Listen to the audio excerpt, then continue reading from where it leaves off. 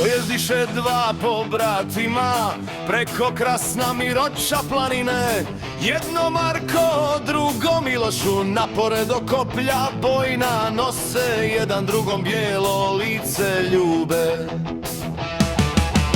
Zadrijeva Marko na šarcu svome, pape sjedi pobratimu svome. Zapjevaj mi, vojvoda Milošu, težak mi je zanat pao.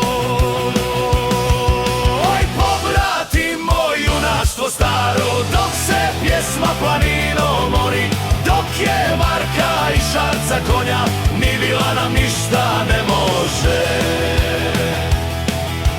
Govori mu vojvoda Milošu, ne bih pjevo pobratime Marko, zaprijetila vila Ravijojla, ako zapjevam strijeljat će mene.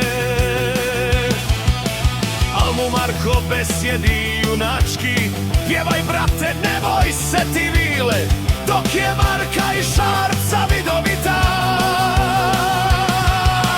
Zapjeva Miloš pjesmu starinsku o kraljevima i zadužbinama.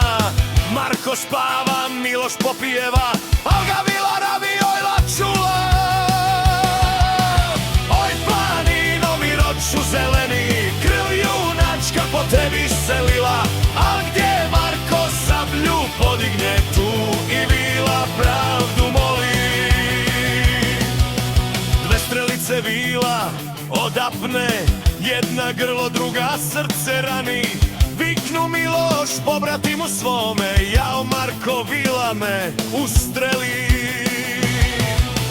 Drže Marko iz teškoga sna, šarca kune u planinu juri, sred planine vilu dostigao. Topuzom je na zemlju oborio, daj mi bilje za mog pobratima, ili glave nećeš odnijeti.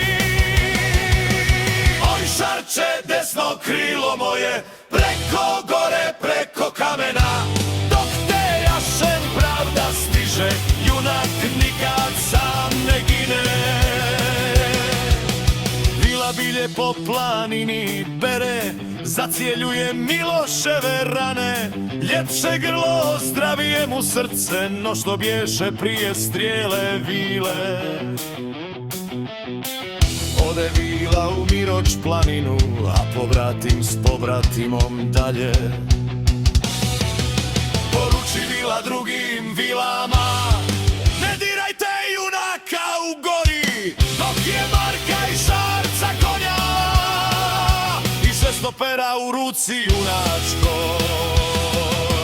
Oj, pobratimo, junaštvo staro, dok se pjesma planinom mori, dok je Marka i šarca konja, ni vila nam ništa ne